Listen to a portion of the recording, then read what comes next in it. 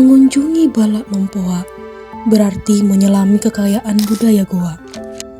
Bukan hanya arsitekturnya yang memukau, tetapi juga koleksi benda-benda bersejarah di dalamnya yang menceritakan tentang tradisi, seni, dan kehidupan sosial masyarakat Goa di masa lampau.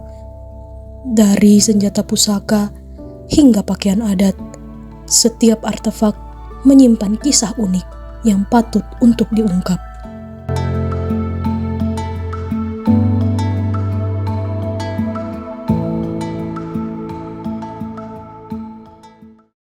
Bangunan ini menjadi saksi bisu kejayaan masa lalu dan menyimpan berbagai koleksi bersejarah yang menjadi bukti peradaban tinggi masyarakat Goa. Balak Lompoa adalah sebuah situs budaya yang terletak di Sungguh Minasa, Kabupaten Goa, Sulawesi Selatan. Dalam bahasa Makassar sendiri, Balak Lompoa berarti rumah besar yang merujuk pada istana kerajaan Goa.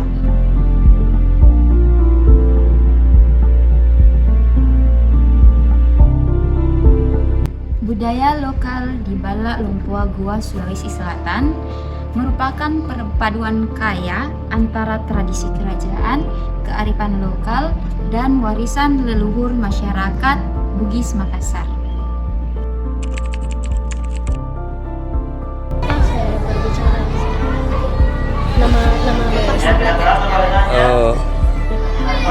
Saya di sini bertugas atau berfungsi sebagai kurator Museum Balak Lompoa. Kurator ini maksudnya staf ahli sejarah dan budaya dan ilmu-ilmu yang berhubungan dengan sejarah dan budaya. Jadi nama saya Andi Jufri Tandibagi yang bertugas sebagai kurator staf ahli masalah sejarah dan budaya dan yang berkaitan masalah sejarah dan budaya. Dalam perkembangan yang berjalan dari tahun ke tahun itu ternyata banyak menimbulkan animo. Banyak para generasi muda kita yang mulai menyadari pentingnya mengenal, mengetahui tentang masalah-masalah sejarah dan budaya yang terdapat di Museum Balak Lompoa. Jadi bukan hanya orang terpelajar, tapi masyarakat umum. Bahkan ditunjang lagi para wisatawan domestik dan wisatawan asing datang di sini bukan sebagai pengunjung biasa. Di kalangan mereka ada juga mau mengetahui secara keilmuan. Karena kita di ini sudah ada kerjasama antar perguruan tinggi Indonesia dengan luar Indonesia. Maka termasuk Museum Balak Lompoa ini mendapatkan juga kunjungan khusus.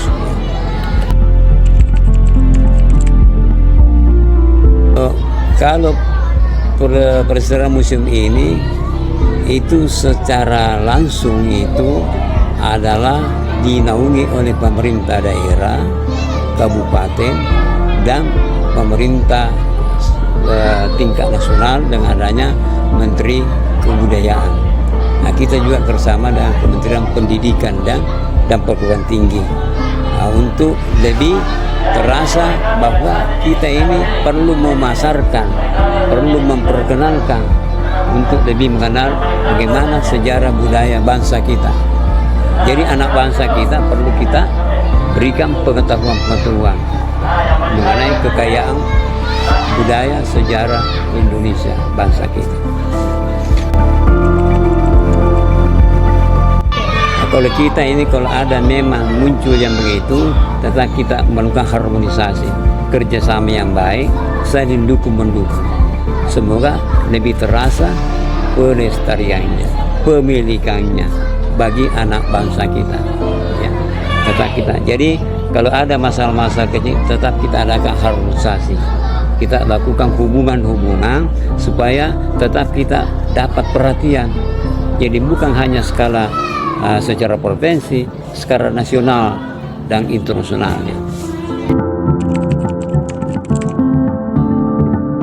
Jadi olehnya itu kami selaku pengelola harus mempunyai pengetahuan, harus mampu merasakan apa sebenarnya yang menjadi kendala, kalau ada memang kendala.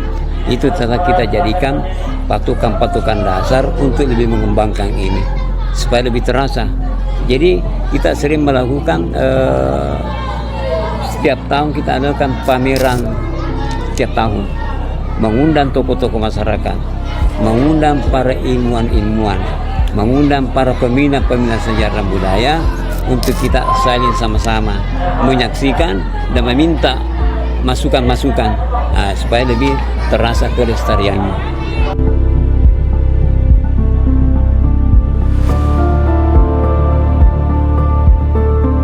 Bala Lempua terdiri dari 3 bagian utama. Bagian atas, loteng atau pembakar. Bagian tengah, kale bala. Dan bagian bawah, pasiringan.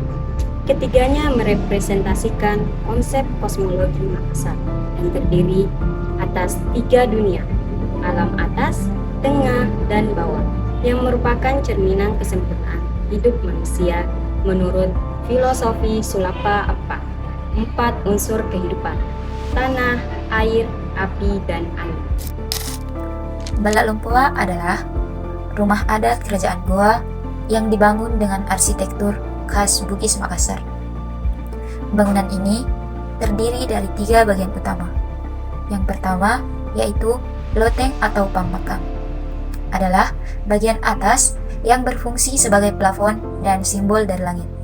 Yang kedua yaitu kalebala. Kalebala adalah bagian tengah yang merupakan badan rumah, berfungsi sebagai ruang tamu dan kamar tidur. Yang ketiga yaitu pasiringan. Pasiringan adalah bagian bawah atau kolong rumah yang berfungsi sebagai tempat kendaraan dan simbol dari bumi.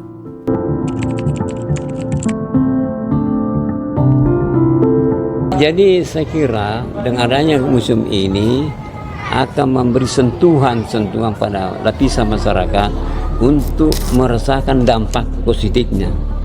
Otomatis sekitar ini ada keinginan melakukan upaya-upaya sampai ada upaya-upaya kreatif yang menyangkut masalah budaya sendiri. Contohnya ada pakaian-pakaian ada, ya kita itu apresiasikan keluar.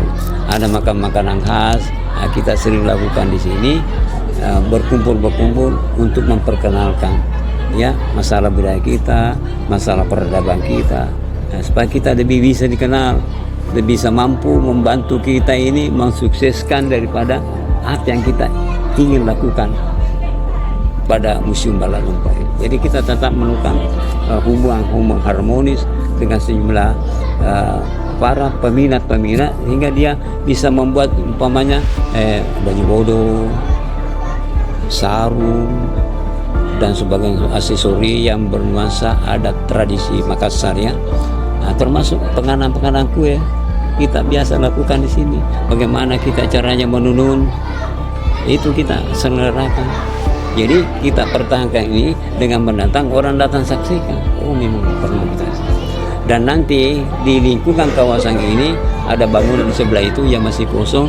Kita akan tempatkan berapa produk-produk masalah sejarah dan budaya, kita kumpulkan di situ. Bisa orang beli, bisa belanja di situ nanti sebagai cenderamata. Ya, nanti kita fungsikan. Ini tujuan kita lebih menggalakkan pelestarian sejarah dan budaya kita sendiri. Itu upaya kita.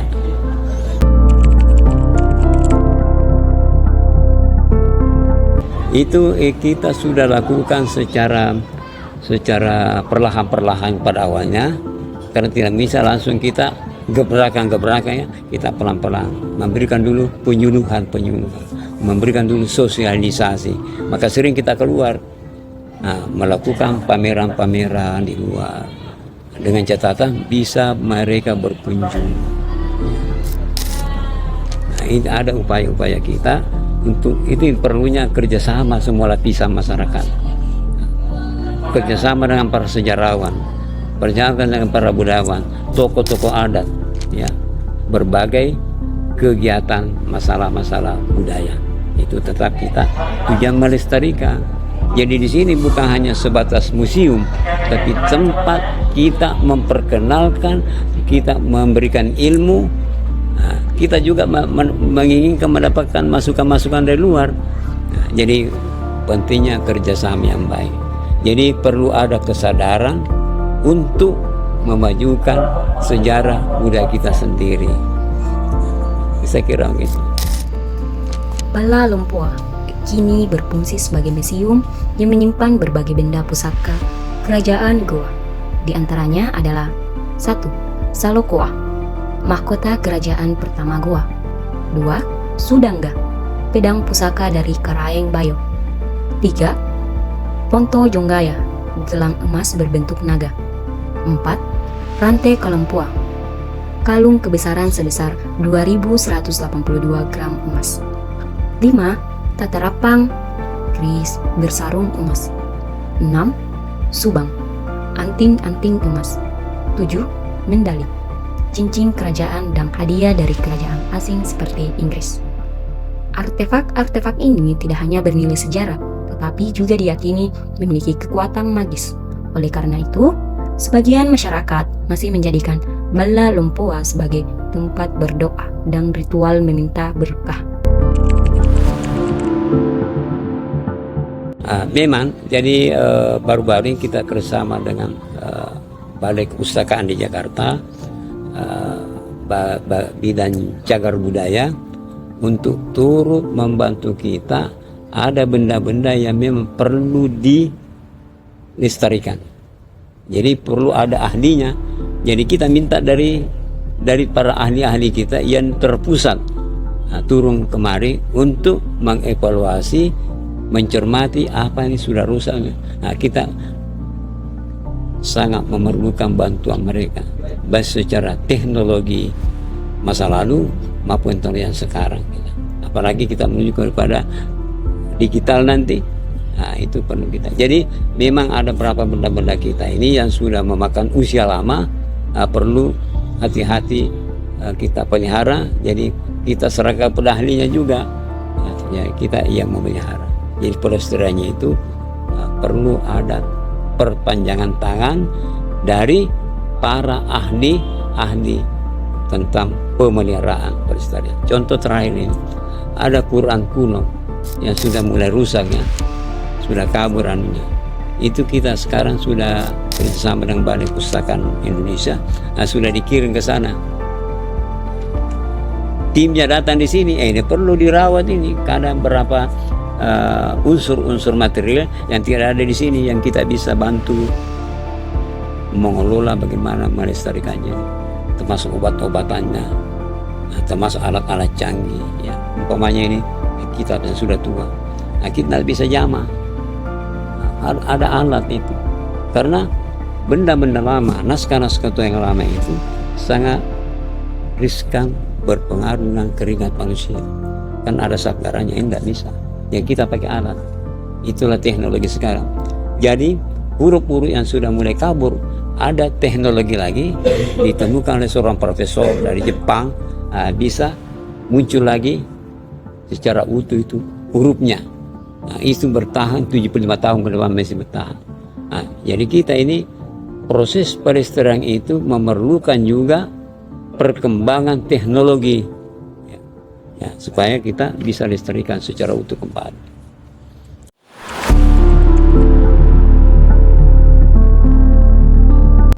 Jadi memang ada staf ahli kita yang sudah terlatih. Itu bidangnya itu. Kalau saya ini cuma mengkoordinatori, ya, bagaimana kau kerja ini, kau kerja ini. Kalau ada hal yang secara penting untuk ramuannya untuk pelestarian ini, kita lapor, kita bikin, kirim ke pusat. Ada timnya dari sana, turun. Jadi kenapa turun? Kita juga mau belajar. Masa di sana terus dilakukan. Jadi perlu ada generasi yang mumpuni memelihara benda-benda yang perlu dirawat.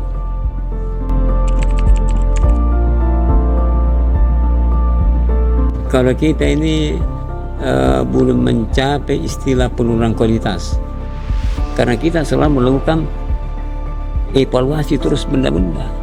Jadi ada memang tim per 6 bulan itu ada tim turun, ada perubahan-perubahan ini. perlu kita lakukan usaha-usaha pelestariannya. Jadi kontinu ini. Kenapa? Kita khawatir apa yang kita membuktikan generasi ke depan kalau kita tidak melakukan secara dinamis pemeliharaannya, pelestariannya. Bahkan adanya sekarang mahasiswa arkeologi itu dia juga merasa bangga, merasa senang karena ada objek yang bisa dia teliti. Ya itu kan begitu. Jadi bukan hanya secara tekstual cuma di forum-forum perkuliahan, turun ke bawah. Nah, macam saya waktu anak sejarah, anak arkeologi, itu saya kuasai sebahagian. Bahkan sampai sekarang tetap kita belajar karena perkembangan ilmu juga berkembang, mempengaruhi juga cara melestarikan. Dulu umpamanya kita membuat tinta menulis, itu kan asalnya kan dari biji manggaji, ditumbuh baru dimasukkan disimpan, dicampurkan dengan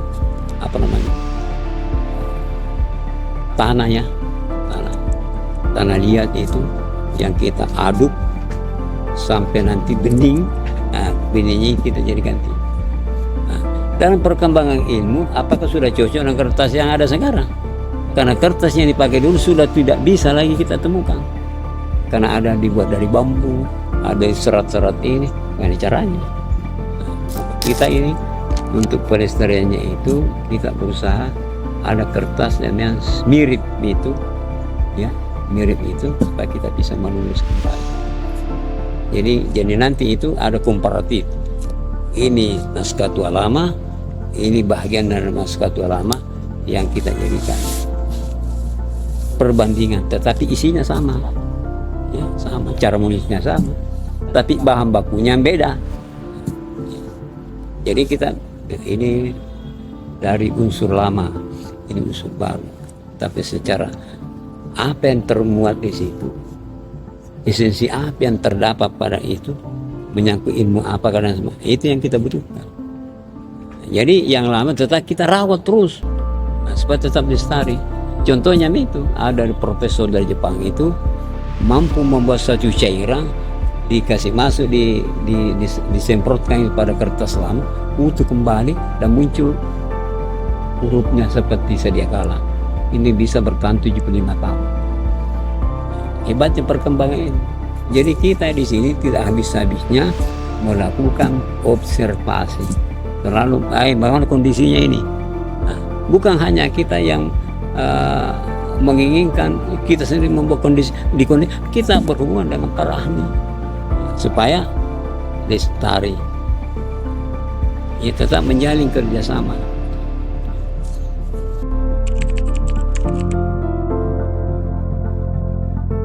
Jadi begini, museum itu yang merupakan kompetensi sejarah budaya orang-orang Makassar yang notabene simbolisasinya adalah goa, ya, sebagai etnis Makassar andalannya. Berarti semua produk-produk masalah sejarah budaya dan lain-lain sebagainya ini terkonsentrasi di Balak Lempo. Makanya ini harus kita punya upaya-upaya. Maka sekarang yang kita butuhkan staf ahli, ya. Kalau saya ini penutur ahli bidang sejarah ini. Tapi secara anak arkeologi juga turun tangan bekerja, juga hanya bertutur, kita harus bekerja. Ini yang perlu kita tambah tenaga yang begitu, ya. Supaya kita ini berkelanjutan kita punya, supaya kita lebih dikenal lagi, bukan hanya secara keindonesiaannya saja, tapi di luar akan datang. Karena sudah ada gejala bahwa para sejarawan budayawan, para yang bergerak di dalam museum itu sudah mulai menemukan satu toleransi dunia. Ya, kita saling memberikan pengetahuan, memberikan informasi supaya kita juga dikenal di sana, mereka juga bisa kenal kita. Jadi menyangkut peradaban, ya, tujuannya adalah peradaban. Dengan dibangunnya Balak Lompoa sebagai kediaman raja, juga sekaligus sebagai pusat pemerintahan kerajaan Goa, pada tahun 1936, Goa mengalami perubahan dalam pemerintahan dengan adanya Order of the Ling. Goa mempunyai 13 adat Gemeinschaft. Dalam perkembangan Goa direhabilitasi menjadi daerah swapraja dengan diangkatnya I Mangi Daeng Matutu sebagai Raja Goa. Dengan berakhirnya pemerintahan kerajaan Goa di Balla Longpoa, otomatis fungsi Balla Longpoa berubah status, yakni dari istana menjadi sebuah museum.